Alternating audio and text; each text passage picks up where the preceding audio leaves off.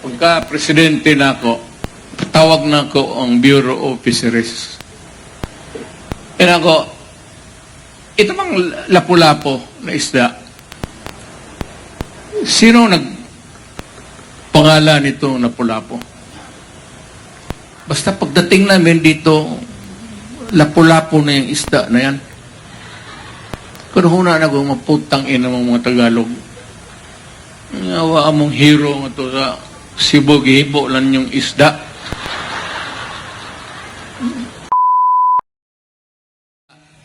Isulti ang akong usa ka anak nga rin, ang mayor, si Baste mo na'y kamanghuran. Ang maguwang anak ng babae, si Inday, Sara. Moto'y mangulatag sheriff. Ang maguwang po nila, kamagwangan nila, kaniya mga re, pero di daw siya musulti kay ang iyang parang ay ito, o bang babae regi niya, dire, dito.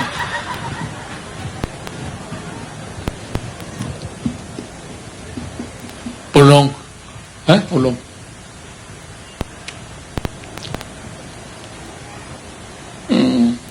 Kamagwangan ako. Tuluro na sila. Ay, silo ako.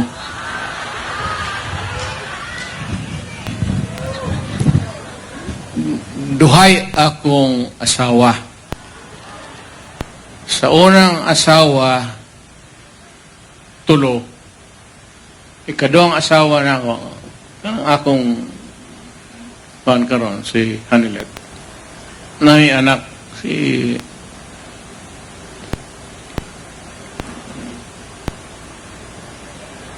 kasi ito pangalan ito.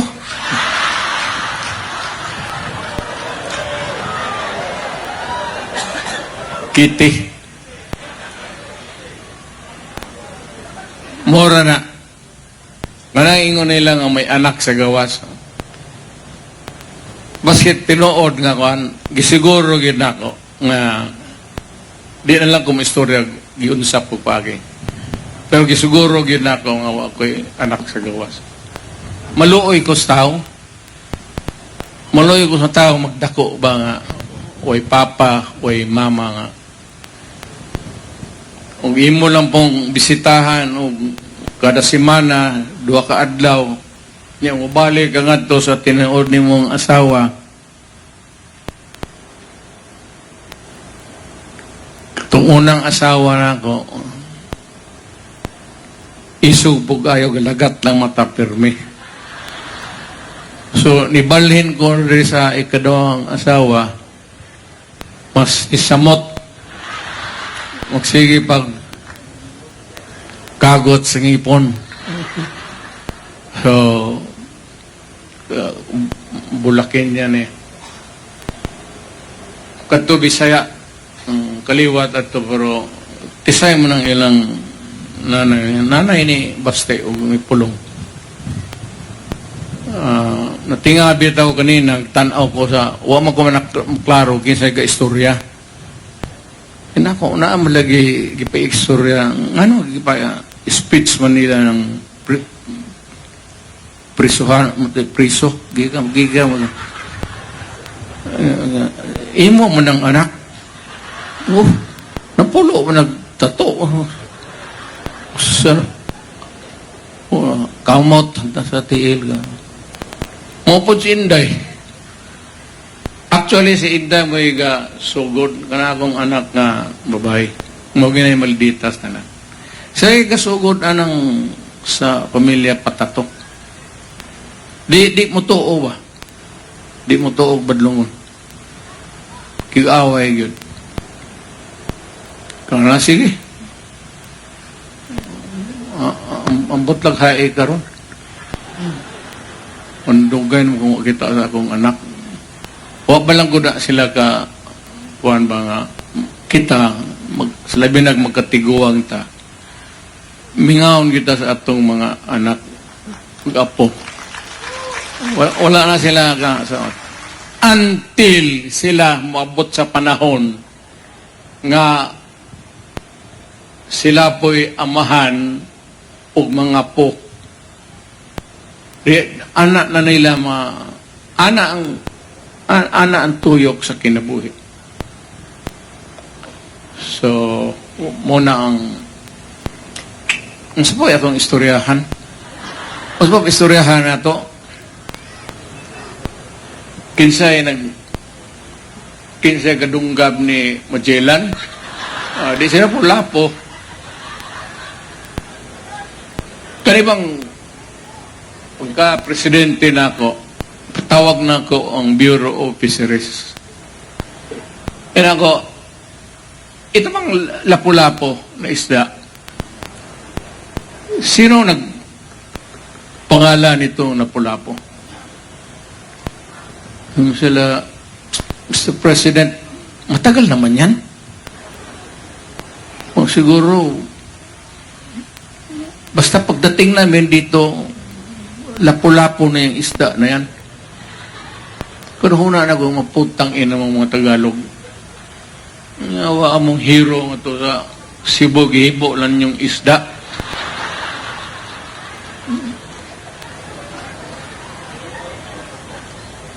Bitaw. Pero bagay noon, hindi dumapuntag lapula. Di kayo mayong kinilaw. Lapula pong tinula.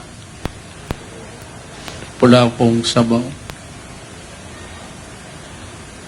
Mga mahinumdum ko perme. Kasi nga ng mga panahon, maghiskot yung ko, always ay mamingaw ko sa nihawa mingari sa Danau, may edad na manggod ko. I was about 6 years old. So naana ko'y deep perception sa lugar. Even ang Cebu ni ato nisod na sa akong munang every time mani ako nga rin medyo komportable ko nga una ako sa akong kagbulingong nasod na ako sa Kabisayan, pero ang akong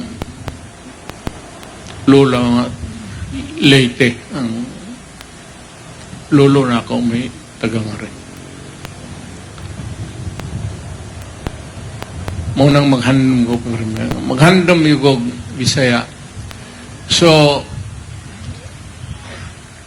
og dili ko makaanhi kay lisod naman ko karon sa kwarta, retired na, limitado na ko di na lang gumunda kag istorya, basta limitado na ko sa akong retirement. So pero gusto gyud ko permi mo anhi ug may panahon gani unta gusto ko matugdanaw, pero may taga-Danau nga re. Kumusta ninyo? Gusto mong bisita. Nakapaman tong balay nga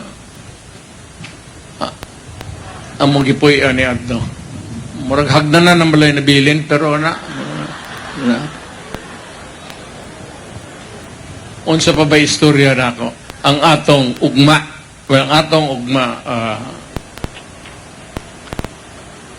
tanaw na to si ako okay lang. Si Marcos karon medyo maganda ang suportahan ko yung Chacha at I am comfortable supporting the President. Wala pa naman ako nakitang talagang yung big error, big mistake. Wala pa. Wala naman ako nakitang maybe yung sa baba. Pero sa kanya, wala akong nabalitaan. So, I continue to support him. Basta, I don't know how his term would end.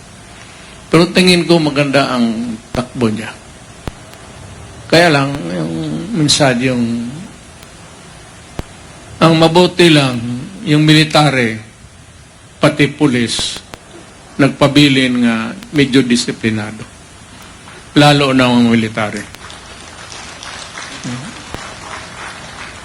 Namakpak man, retired siguro kay ang pensyon, nasaon na lang.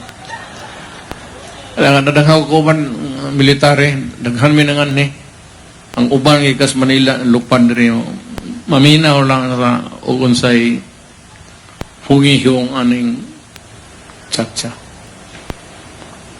Okay ko, as long as it is not intended to benefit the incumbent. But pasabot, si Marcos kutob radya sa one term, 6 years. Ug i-amend niyang constitution, join him, and I will operate with him. But dili na applicable sa iya. Because og iyang i-amend ang constitution para makadagan sa usab, mo na nay problema. So he was elected under the constitution for one term for 6 years. So be it. Diya para kutob. Pagkahuman, maski nga na to, sunod nga amendment sa Constitution, tagaag, 3 terms, walay bali sa ako. As long as it is the will of the Filipino, masunod yun ang tao. Ang kuan yun na og unsay naa sa kasing-kasing sa Pilipino. Period.